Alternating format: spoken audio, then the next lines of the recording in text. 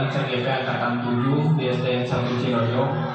Yang pertama akan kita selenggarakan yaitu penyampaian atau pemaparan. Sebelum itu, alangkah lebih baiknya kita mulai acara ini dengan ucapan basmalah bersama-sama. Bismillahirrahmanirrahim.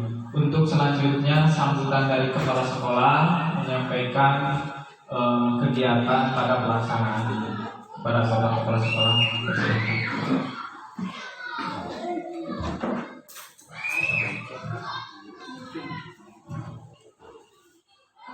Bismillahirrahmanirrahim. Assalamualaikum warahmatullahi wabarakatuh.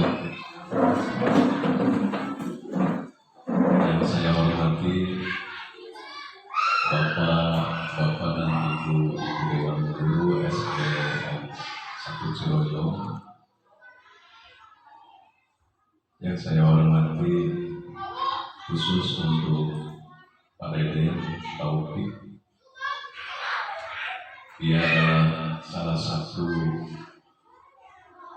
guru yang mengikuti guru penggerak angkatan 7. Pada kesempatan hari ini, dia mempunyai tugas untuk diseminasi budaya positif modul 1.4, yaitu aksi nyata calon guru penggerak angkatan 7. Oleh sebab itu, kami ucapkan terima kasih kepada seluruh dewan guru yang sudah bisa mengikuti acara ini, dan saya sebagai pimpinan di sekolah ini berharap sesudahnya Pak Deden ikut dalam guru penggerak supaya diikuti oleh guru-guru yang lain. Dan saya berterima kasih juga kepada Pak Deden yang telah mengikuti atau sudah mengikuti guru penggerak ini. Mudah-mudahan dengan adanya Pak Deden mengikuti guru penggerak ini bisa lebih meningkatkan kualitas pendidikan khusus di SDN 1 Ciroyong. Dan yang terakhir, saya ucapkan selamat melaksanakan tugas, yaitu aksi nyata calon guru penggerak ini kepada Pak Deden. Rupanya sekian yang dapat saya sampaikan. Akhirul kalam. Assalamualaikum warahmatullahi wabarakatuh. Pada kegiatan ini, saya akan membahas mengenai 9 budaya positif, dari yang perubahan paradigma belajar sampai segitiga restitusi. Apa itu segitiga restitusi? Nanti kita akan membahasnya. Nah, sebelum itu perubahan paradigma positif, saya menginginkan duduk berhadap-hadapan ibu-ibu, bapak-bapak semua. Permainannya hanya seperti ini, mengepalkan tangan, dan contoh Pak Ucep dengan Pak Aceh mengepalkan tangan, nanti kita giliran. Siapa yang bisa membuka kepalan tangan itu, boleh dengan intimidasi, boleh dengan rayuan, boleh dengan kelitikan, atau apapun, asal bisa membukakan kepalan tangan temannya. Giliran ganti-gantian. Saya beri waktu hanya 10 detik atau mungkin 20 detik lah, ya. Berhadap-hadapan, siapa dulu yang mengepalkan tangan, atau saya gariskan ini A dan ini B, berarti A dulu silakan kepalkan tangan, dan yang B silakan merayu, memberikan uang atau apa saja yang penting bisa membuka, ya. Bisa seperti itu, bapak-bapak, ibu-ibu. Ya, kita sebelum membahas ini, ya. Siap? Kalau sudah berhadapan-hadapan, gunung dengan berhasil, berarti bapak enggak ada. Lihat bapak pengadilan, ya. Berhasil paling dia biasa.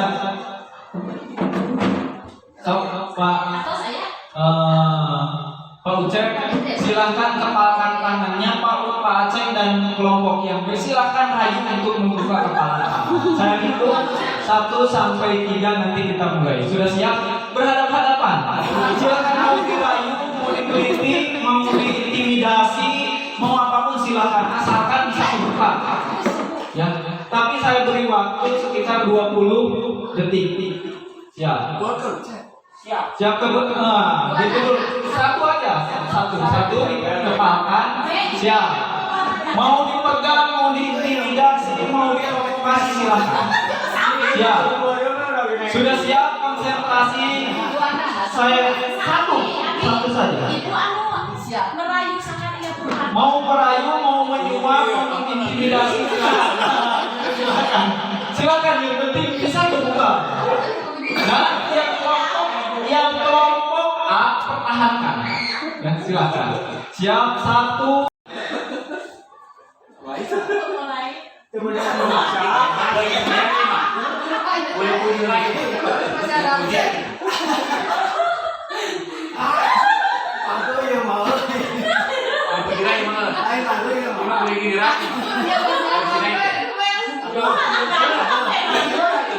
Ya, waktu sudah selesai. Ada yang terbuka? Ya. Tidak ada. Sudah. Sekarang gantian. Bapak-bapak boleh mengintimidasi, boleh memprovokasi, boleh merayu, boleh mengkritik. Pokoknya saya terbuka. Nah, gitu. So, mau trik apapun asal terbuka, silakan. Dan tadi tidak berhasil berarti yang membukanya Tidak boleh itu intuitifnya. silakan. Boleh. Siap. Saya berikan waktu 20 detik. Siap, 1, 2, 3.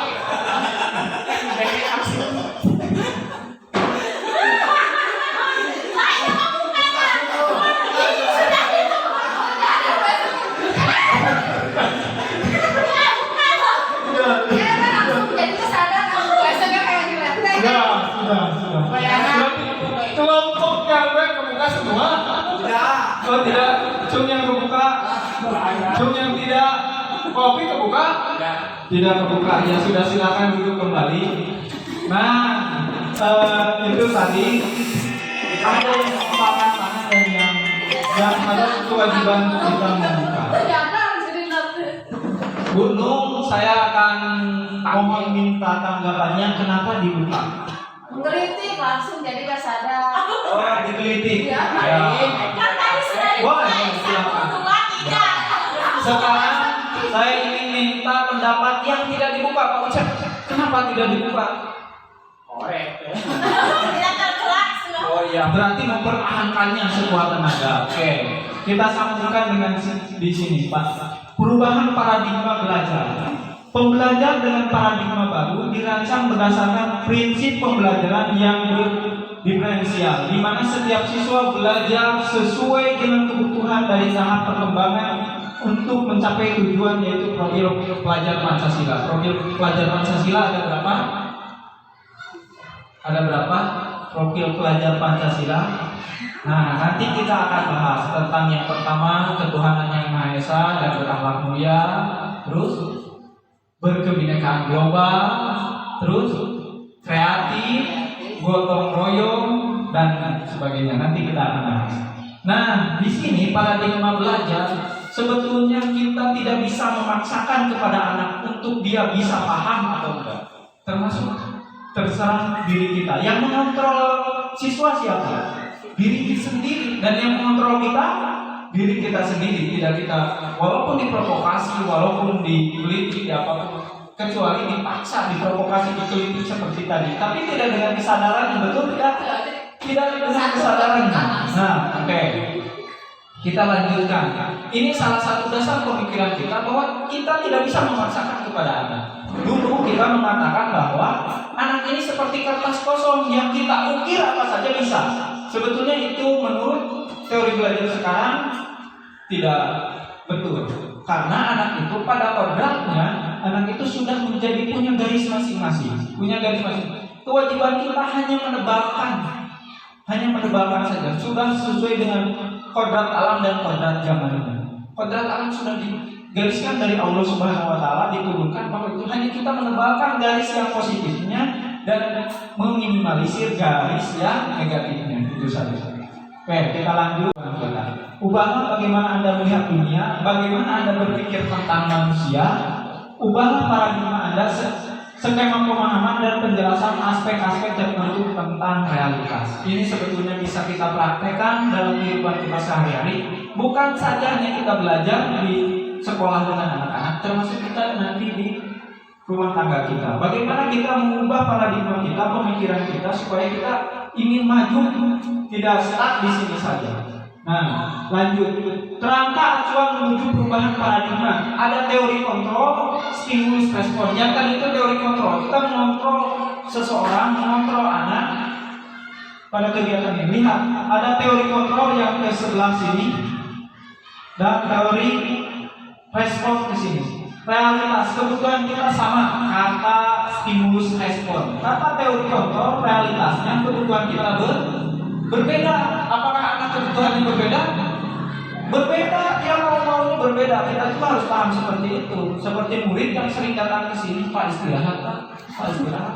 Itu mereka berbeda juga sebetulnya kebutuhannya. Mungkin menurut dia suatu kebanggaan ketika mengatakan kepada kelasnya istirahat, kebanggaan buat dia. Ya.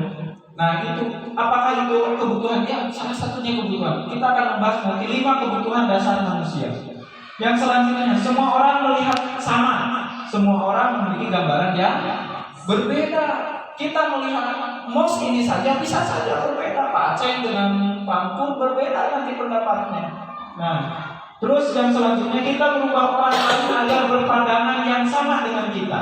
Kita berusaha memahami pandangan orang lain tentang dunia. Ini juga sama, bahwa jangan samakan otak anak dengan otak kita. Nggak akan sama. Otak Pak Aceh dengan otak saya nggak akan berbeda. Begitupun dalam kita menyelesaikan berbagai permasalahan akan sangat sulit untuk dimengerti oleh orang lain. Lebih baik kita yang mengerti kepada mereka itu. Nah, selanjutnya perilaku buruk dianggap sebagai kesalahan. Di sini semua perilaku memiliki tujuan. Orang penjahat sekalipun punya tujuan, pasti. Orang mencuri pasti punya tujuan. Tujuannya ada mungkin yang baiknya. Salah satunya mungkin membiayai anaknya. Nggak tahu kita. Nah, semua orang pasti punya tujuan. Hanya kita mengontrol tujuan itu ke arah yang lebih bagus atau ke arah yang negatif. Orang lain dapat mengontrol saya. Anda tidak bisa mengontrol orang lain. Saya bisa mengontrol orang lain. Nah, yang teori kontrol kita tidak bisa mengontrol orang lain. Selanjutnya, disiplin positif. Ketika mendengar kata disiplin, apa sih? Coba Pangkur naon kan kata disiplin, Pangkur naon disiplin.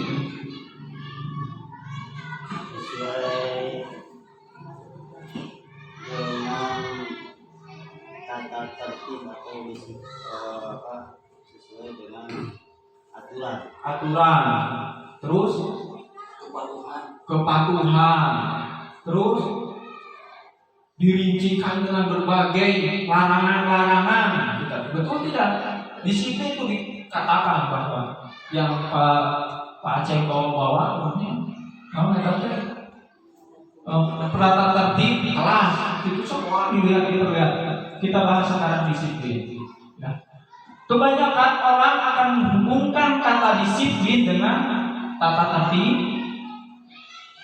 peraturan, kepatuhan. Ada peraturan, kata disiplin juga sering dihubungkan dengan hukuman. Padahal itu sungguh berbeda, karena belajar tentang disiplin positif tidak harus dengan memberikan hukuman.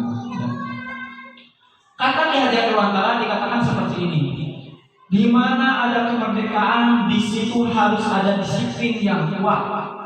Sungguh disiplin itu bersifat yaitu kita sendiri yang mewajibkan kita dengan sekeras-kerasnya. Disiplin itu kita mewajibkan disiplin pada diri kita sekeras-kerasnya. Contoh, ketika kita mau belajar terus, disiplin terus, dikatakan seperti ini. Ada yang mengatakan kalau kita kuliah itu mau mencari kerja supaya dapat kerja, supaya jadi PNS dan sebagainya. Padahal kalau tidak mendisiplinkan dirinya tidak akan berhasil. Dengan kita disiplin terhadap kita, maka dunia akan lemah kepada kita. Tapi kalau kita tidak bisa mendisiplinkan diri kita, maka dunia akan keras terhadap diri kita. Itu menjadi anak juga. Pada dasarnya, anak melakukan sesuatu itu harus dari dalam dirinya atau dari motivasi intrinsik, bukan dari aturan-aturan yang mengekang. Tapi kata Diajar Dewantara dikatakan bahwa merdeka belajar itu seperti itu, mendisiplinkan pada dirinya. Sebetulnya teori ini sangat sulit kalau dilaksanakan dan butuh waktu yang cukup panjang, karena ini menyadarkan diri kita sendiri. Nah, ini nilai-nilai kebajikan, dimensi profil pelajar Pancasila yang tadi dikatakan ada 6. Yang pertama, beriman bertakwa kepada Tuhan Yang Maha Esa dan berakhlak mulia, berkebinekaan global, bergotong royong, kreatif, bernalar kritis, mandiri, dan terakhir. Kalau ini sudah tercapai sempurna kayaknya. Tapi kita jangankan yang pertama saja, beriman bertakwa kepada Tuhan Yang Maha Esa. Bagaimana anak pernah bapak-bapak menanyakan siapa yang pernah sholat subuh berjamaah? Pernah? Ya, lebih bagus itu mendisiplinkan diri anak-anak beriman bertakwa. Ya. Kita lanjutkan untuk profil pelajar Pancasila. Kalau kita bahas itu panjang. Ya. Dilanjutkan nilai-nilai kebajikan, sikap murid, toleransi, rasa hormat, dan lain-lain ke bawahnya. Ya. Untuk nilai-nilai kebajikan, 9 pilar karakter, cinta Tuhan dan segenap ciptaannya. Nah, karena juganya ulah mangi dina Islam kan mangi lubang yang baru memiliki atau mau itu tidak cinta Tuhan dan segenap ciptaannya, atau mangi kucing tajam diluncurkan. Kemandirian dan tanggung jawab, kejujuran, amanah, diplomatis, hormat dan santun, dermawan, dan lain-lain. Nilai-nilai kebajikan, petunjuk hidup, peduli, penalaran, bekerja sama, keberanian, pokoknya hal-hal yang positif. Dan kalau ini kita gunakan, hidup kita juga insya Allah akan lebih baik. Keterampilan hidup dapat dipercaya. Nah ini lurus hati, tabungan bengkoknya. Lurus hati berarti harus betul. Kita sebenarnya belajar juga sama, karena menyentuh anak itu belajar mentransfer ilmu itu dengan hati. Kalau kita tidak dengan hati berat, diam di kelas itu berat. Tapi kalau kita ikhlas lillahi ta'ala akan lebih kuat. Nah itu pendengaran yang aktif, tidak merendahkan orang lain, memberikan yang terbaik pada diri, termasuk tidak merendahkan orang lain ini terhadap anak-anak. Tidak boleh kita merendahkan anak. Mana mampu? Tidak boleh merendahkan. Itu sama dengan kita menghina ciptaan yang menciptakannya. Nah, karena anak itu punya karakter masing-masing. Nanti kita akan bahas itu juga sama. Nilai-nilai kebajikan, building moral inteligensi, empati, suara hati, kontrol diri, rasa hormat, kebaikan, toleransi, keadilan. Nilai-nilai kebajikan sama yang juga. Nah, ini harapan pendidikan itu. Dalam rangka menciptakan lingkungan yang positif, kita akan menciptakan lingkungan yang positif di sini. Ya. Maka setiap warga sekolah dan pemangku kepentingan perlu saling mendukung, menghayati dan menerapkan nilai-nilai kebajikan yang telah kita sepakati bersama. Untuk dapat menerapkan tujuan mulia tersebut, maka seorang pemimpin pembelajaran perlu berjiwa kepemimpinan sehingga dapat mengembangkan sekolah dengan baik agar terwujud suatu budaya sekolah yang positif sesuai standar kompetensi pengelolaan yang telah diterapkan. Tujuan mulia dari penerapan disiplin positif adalah agar terbentuk murid-murid yang berkarakter, berdisiplin, santun, jujur, peduli, bertanggung jawab, dan merupakan pembelajar sepanjang hayat. Nah, ini kita menerapkan pembelajar sepanjang hayat. Jangan sampai dulu saya lagi SD, sebetulnya tidak mau menjadi guru Pak Guru itu. Karena apa? Belajar terus jadi guru. Bapak kepala ini salah satu guru saya dan salah satu guru favorit saya. Nah, dulu seperti itu, jadi guru. Dan memang betul kita sebagai guru harus belajar sepanjang hayat. Kita sekarang terus bergulir dunia ini dengan perkembangannya. Kita stuck, kalah kita sama anak. Udah nggak bisa kemana, guru nggak. Nah gitu. Kita terapkan pembelajar sepanjang hayat ini. Dan sekarang belajar itu sangat gampang, di tangan. Lihat Pak Ucep, belajar tentang teori mengajar gimana, lihat di YouTube. Nah itu bagus, sudah ada di tangan kita, tidak perlu susah-susah. Nah selanjutnya 3 motivasi dasar manusia. Manusia melakukan apa saja ada 3 dasar. Yang pertama, untuk menghindari ketidaknyamanan atau hukuman. Tapi ini motivasi yang paling rendah. Contoh, anak datang ke sekolah tepat waktu, dia menghindari hukuman. Kalau seandainya dia tidak tepat waktu, diberi push up atau apa, itu yang paling rendah tapi motivasinya. Ya. Atau kita datang ke sekolah ini, supaya jadi carekan, itu kepala sekolah. Tapi itu motivasi yang paling rendah. Kalau tidak ada kepala sekolah, bisa seenaknya kita. Selanjutnya, untuk mendapatkan imbalan atau penghargaan dari orang lain. Contoh, kita juga sebetulnya itu menerapkan ya, tapi pada saat itu di muka hiji. Contoh anak yang ranking 1 kita beri hadiah. Nah itu teh mendapatkan imbalan motivasi anak. Oh saya ingin ranking hiji, mau karena dapat ujian, dapat hadiah. Nah, tapi motivasi yang paling kuat itu untuk menjadi orang yang mereka inginkan dan menghargai diri sendiri dengan nilai yang mereka percaya. Kita datang ke sekolah tepat waktu menghargai diri kita sendiri. Sama-sama ingin mengembangkan motivasi kita sebagai guru untuk belajar sepanjang hayat dan bekerja kita dengan hati yang ikhlas. Saat seorang anak belajar untuk pertama kali menggabungkan huruf-huruf dan kata-kata serta menyadari bahwa ia dapat membaca, timbul pijar di matanya. Pasti Gunung pernah seperti itu? Pasti pernah. Gunung pasti pernah melihat anak yang pertama kali bisa membaca. Gimana Gunung? Bahagia atau Puas. pasti bahagia. Termasuk kita. Saya termasuk bisa membaca itu kelas 2 SD. Ranking pertama, ranking 35 apa? Ranking waktu kelas 1 ranking 35 hampir ranking akhir. Karena tidak bisa membaca. Dan emak tidak pernah ngajarin baca. Tapi ketika sudah timbul motivasi pada diri kita sudah bisa membaca, akhirnya pada kelas 4 saya bisa ranking 1. Nah itu. Tapi kalau hanya dipaksa membaca oleh orang tuanya, kita juga sebetulnya itu. Kita timbulkan motivasi pada dirinya untuk belajar dan dia menyenangi pembelajaran itu. Jangan sampai datang ke sekolah itu seperti hukuman. Aku ke sekolah, saya penjara. Susah kita memasukkan materi-materi kepada anak. Kalau kita anak datang ke sekolah dengan ceria, oh ketemu Pak Ucep, pasal ketemu Pak Ucep, anak akan sangat senang datang ke sekolah, bukan merasa, gitu. Dan kalaupun sudah seperti itu kita akan gampang transfer ilmunya. Lanjut, saatnya gamenya habis di gamenya terlupa salah satunya. Sekarang kita akan belajar tentang restitusi. Sebagai seorang guru, ketika murid Anda melakukan kesalahan, tindakan mana yang akan Anda lakukan? Coba. 1. Menunjukkan kesalahannya dan memintanya melihat kesalahannya baik-baik. Mengatakan, kamu seharusnya tahu bagaimana kamu seharusnya bertindak. Mengingatkan murid Anda akan kesalahan yang sama di waktu sebelumnya. Bertanya, kenapa kamu melakukan sesuatu yang seharusnya kamu tidak lakukan. Bagaimana milihnya? Yang terakhir. Maksudnya itu kan itu orang. Aneh kira-kira atau menyalakan bodoh. Entah kunaon dan melakukan itu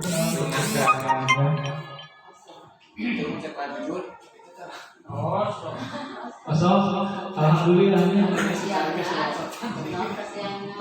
Jangan bobo. Nah, alhamdulillah sebetulnya segitiga restitusi ini sebetulnya sudah kita laksanakan, hanya kita beda-beda kata-kata saja. Restitusi sebuah cara menanamkan disiplin positif pada murid. Restitusi adalah proses menciptakan kondisi bagi murid untuk memperbaiki kesalahan mereka, sehingga mereka bisa kembali kepada kelompok mereka dengan karakter yang lebih kuat. Identitas sukses. Anak kalau kita permalukan di depan teman-temannya, kemungkinan besar dia tidak akan menerima kita dan akan menjadi pendendam ya, di suatu saat. Lihat bagaimana pelaksanaan restitusi itu. Yang pertama, restitusi bukan untuk menebus kesalahannya, namun untuk belajar dari kesalahan. Kata-katanya seperti ini. Nah, semua orang juga pasti pernah melakukan kesalahan. Kamu juga wajar. Bapak juga pernah melakukan kesalahan. Kalau seandainya dibutuhkan anak, yakin saya akan tersentuh. Tong lain main tuh. Begitu salah wae. Kebutuhan dasar sudah dijelaskan. Bagaimana tanggapannya? Kopi, gimana kopi? Banyak ibu yang mendapatkan Ya, 5 kebutuhan dasar itu kita sebagai guru harus memenuhinya. 5 kebutuhan dasar itu kalau yang secara materialnya hanya 1, tapi yang secara psikologisnya 4. Dan tanggung jawab siapa yang psikologisnya? Tanggung jawab kita. Kita melihat kebutuhan dasar anak, dan anak itu diibaratkan seperti kata Ki Hajar Dewantara, seperti tumbuhan padi. Seperti tumbuhan punya kodratnya. Kita tidak bisa memaksakan padi menjadi jagung ataupun jagung menjadi kedelai, tidak bisa. Padi tumbuhnya seperti padi. Kita hanya wajib merawatnya. 5 kebutuhan dasar itu yang tadi sudah dijelaskan dan sangat jelas di dalam video tersebut. Nah, sekarang kita akan membahas dunia berkualitas, bukan dunia yang menyeramkan, dunia yang berkualitas. Saya akan tanya dulu, Pak Ucep pernah nggak punya guru yang menjadi panutan Pak Ucep? Pak Ucep pernah punya guru yang menjadi panutan atau menjadi saya suka terhadap guru itu, baik dari SD sampai Pak Ucep sebesar ini? Tidak. Punya siapa? Sedang kuliah di Setarim, yaitu Bapak Guru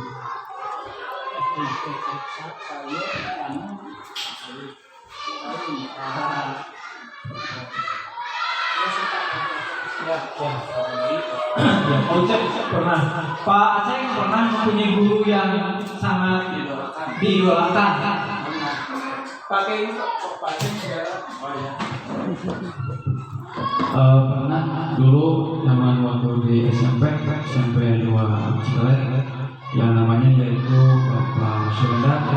Dia sebagai guru PPKN.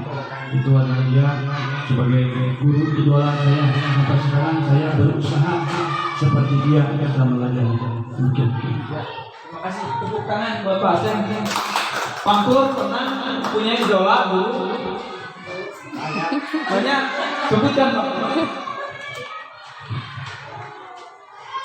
Sewaktu di sekolah dulu ya, di SMA 1 Pamungkus, itu guru-gurunya sangat kreatif, baik cara mengajar atau cara memimpin anak, sehingga kami sangat meneladani ya, terutama di istilah di bidang keterampilan.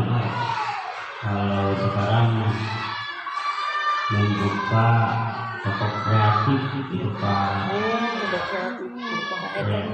itu dulunya guru idola sangat kreatif, itu menciptakan hal-hal baru kepada anak. Ya, terima kasih Bang Pur. Perwakilan dari ibunya Bu Elsa punya guru idola.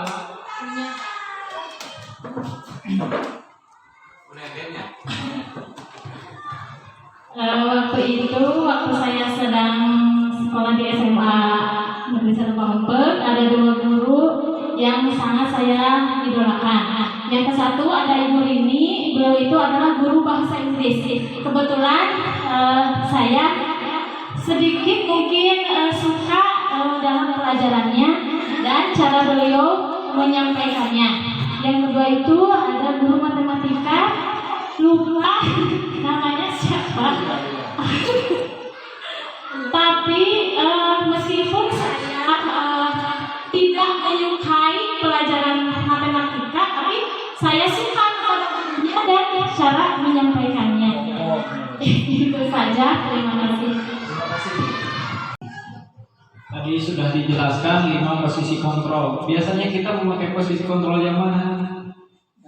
Sebagai pembuku, sebagai teman, sebagai manajer Semuanya kadang-kadang semuanya kadang situasional dan kadang-kadang kita yang lebih banyak sebagai posisi penghukum. Mudah-mudahan kita tobat. Allah berdarah kamu Ternyata yang menjadi terbaik itu seorang manajer, menanyakan kesalahannya, memvalidasinya. Nah, kita akan belajar sekarang bagaimana cara menjadi posisi manajer tersebut. Menjadi penghukum tadi sudah dikatakan ya, kata-katanya. Nah, nada suara tinggi, bahasa tubuh, mata melotot dan lain-lain. Sudah hasil akan kemungkinan murid marah dan mendendam atau bersifat agresif.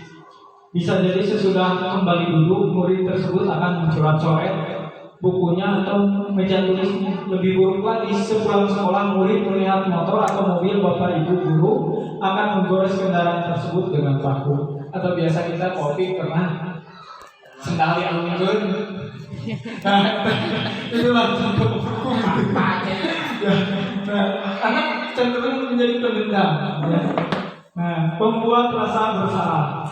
Merasa bersalah ini biasanya kamu kasihan pada bapak dan lain-lain, kata-katanya seperti itu. Ya. Nada suara melemas, halus, sedih, bahasa tubuh merapat pada anak dan lesu. Kata-katanya yang tadi sudah kita lihat bersama-sama. Murid akan merasa bersalah, akan cenderung menyalahkan dirinya. Menjadi teman, kalau seperti teman biasanya nurutnya hanya ke contoh posisi teman. Saya memposisikan sebagai teman ke anak, biasanya hanya nurut kepada saya aja satu guru itu, tidak ke semuanya. Nah, untuk posisi yang ideal itu pemantau dan manajer. Kalau sebagai pemantau hanya menyampaikan aturan-aturannya dan konsekuensi. Terus sebagai manajer sudah jelas memposisikan kita. Contoh sebagai manajer, kita bahas sebagai manajer supaya kita menjadi contohnya. Nada suara tulus itu dulu.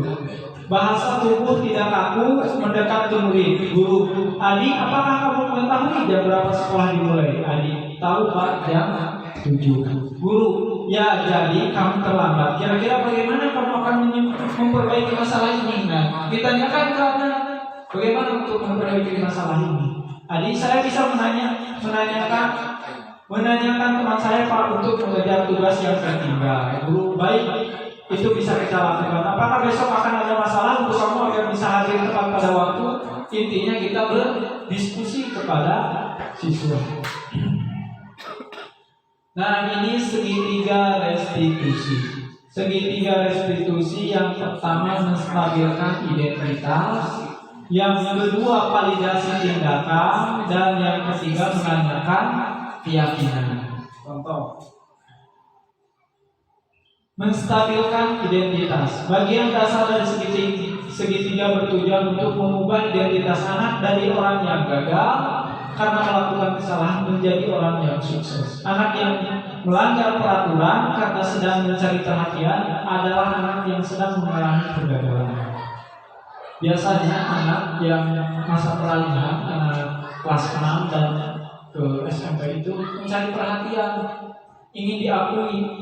Nah dia itu biasa mencari posisi yang gagal karena motor kebutuhan ditarik ke dan itu mencari perhatian seperti itu.